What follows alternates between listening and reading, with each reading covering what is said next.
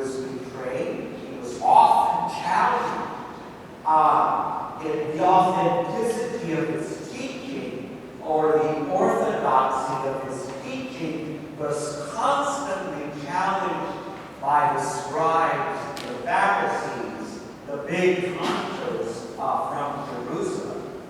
And in their eyes, he was just this country hippie from Galilee.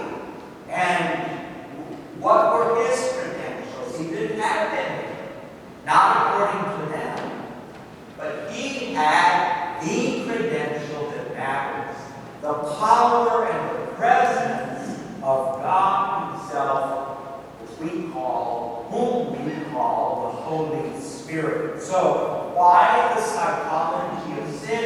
Because each of us is a psychology. All of us carry within us the good and the bad, the traumatic, trauma that we might have experienced as children or young adults or just recently. But all of these things, all of these issues, as we would call them now, unless they're resolved in the light of God's wisdom,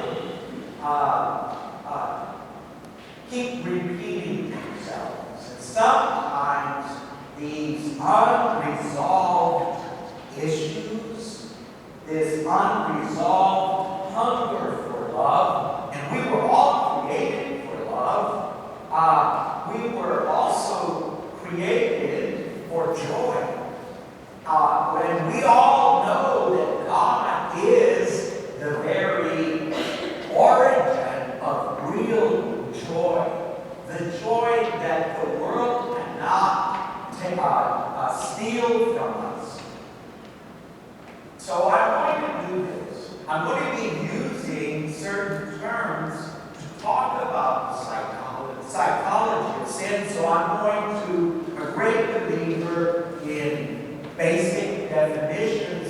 So I'm going to share with you some basic definitions so that you know what these terms mean. What do I mean by psychology? Psychology is a modern term. It is the science or the study of the mind, not the brain, although it may include the study of the brain, but it's the study of the mind of the human person and the behavior of the human person. And psychology also means the way a person or group thinks. Some people are more serious than others. Some people are just so happy-go-lucky, nothing ever disturbs them. And others have a different psychology or a behavior. They're very sensitive, right? Psychology also means the mental or behavioral characteristics of an individual. If I were to tell you, what's the psychology of your husband, for example, I would be asking you, how does he think? How does he behave? And you might say, well, around me, Father, he behaves very well, right? But it's the mental characteristics of some of us, depending on what we experience as children, we bring with us into adulthood those characteristics of how we think, what we think about, how we see the world has a lot to do with how we think about the world. And how we behave in the world has a lot to do with how we were taught. Remember, as little people in training, we we were always taught, if you were from a certain culture, you always respect your elders.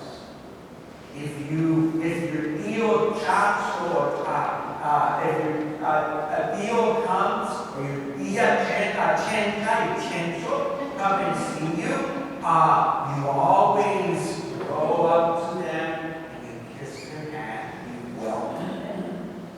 And if they're leaving, or if you're leaving them, basi te despides. You go and take leave of them. That's how you show respect. Those are behavioral characteristics, positive behavioral characteristics that we all learn.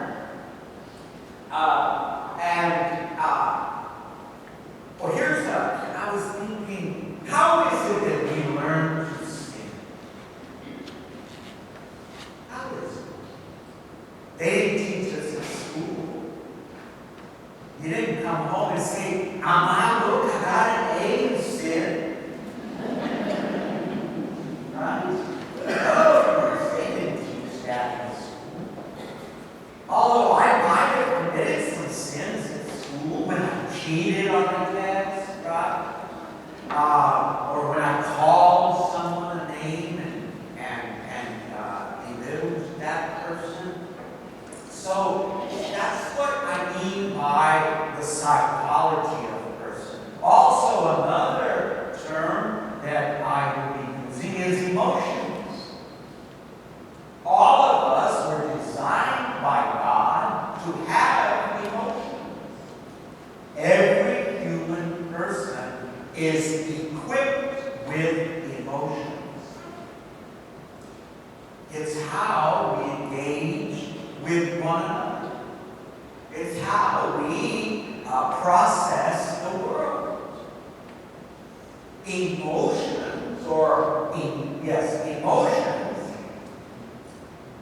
it's a natural instinctive drive, a natural instinctive state of mind deriving from our circumstances, from our mood, from our relationships with others. That's why two people in an intimate relationship, they can, the one's emotions, or the emotions of the husband, can affect the emotions of his wife. The emotions of the wife can affect the emotions of the husband. And their emotions can transfer onto their children. And this natural, instinctive state of mind it's a wondrous gift that we have. It's really what keeps us alive. Now, imagine someone who, from a very young age, had to fight for his survival. Never had enough food to eat, and maybe there was a lot of instability in this little boy's life at home. And so everything was about surviving. Maybe he was even abused. How did he survive that? Now, if that little boy grows to be an adult, his natural instinctive state of mind will be about only surviving. That's how he will approach life. That's what his emotions, his predominant emotions will be about. It'll all be, unless he resolves those unresolved issues of survival, that survival instinct. I've also mentioned the mind. It's easy to confuse the mind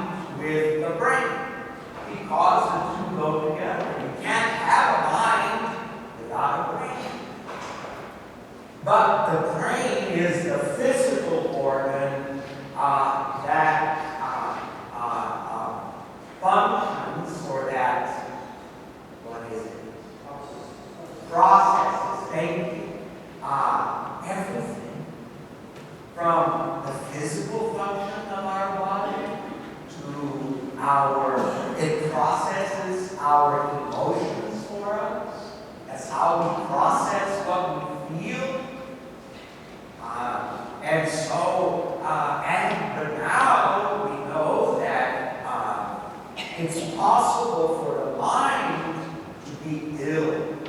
It is. We call that mental illness. Okay. Any questions so far? That's what I used to ask my students. Now's your chance to, because I think in my head, I have a blind spot. I think everything is clear, but maybe it's not. So I won't be offended if you raise your hand and ask me to repeat something or to clarify something, okay? Now, I know you want me to make a connection. What does this have to do with sin? Sin. Well, everything.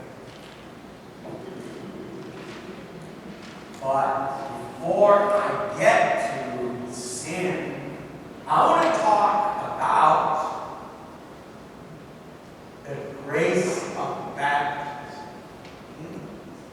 Do you remember when you were baptized? I don't. But I know where I was baptized at St. Patrick's Parish in Houston, Texas. And that church is still there. I was baptized by an oblate priest. Now, you did bring the Catechism of the Catholic Church with you? Yes? No? Never leave home without it. Remember that verse? What was that about? What was that? Never leave home without it? What was it?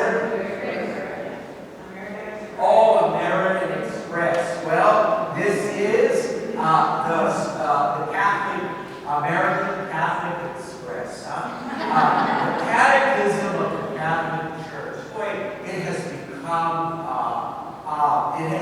a must-read for me. Just really very good reading. I'm going to read article number 1263. 1263. 1263. And it's on page, well, in this little paperback, it's on page 353. Listen to this. The grace of baptism. This is 1262 with it. The different effects of baptism are signified by the perceptible elements of the sacramental rite. Immersion in water symbolizes not only death and purification, but also regeneration and renewal.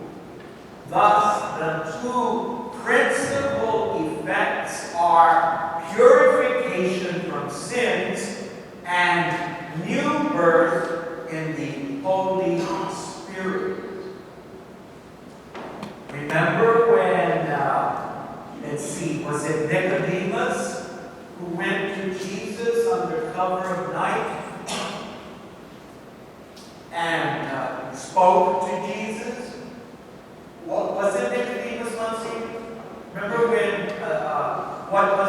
and Jesus, it's in the Gospel of John, and Jesus says, unless a man is born again. And this man says to Jesus, well, I cannot go back into my mother's womb. How can I be born again? But of course, Jesus was referring to the birth of the Holy Spirit. The birth that the Holy Spirit brings about. So here is 1263. By baptism, all sins are forgiven. That's not my emphasis. It's the emphasis in the book itself. By baptism, all sins are forgiven. Originally,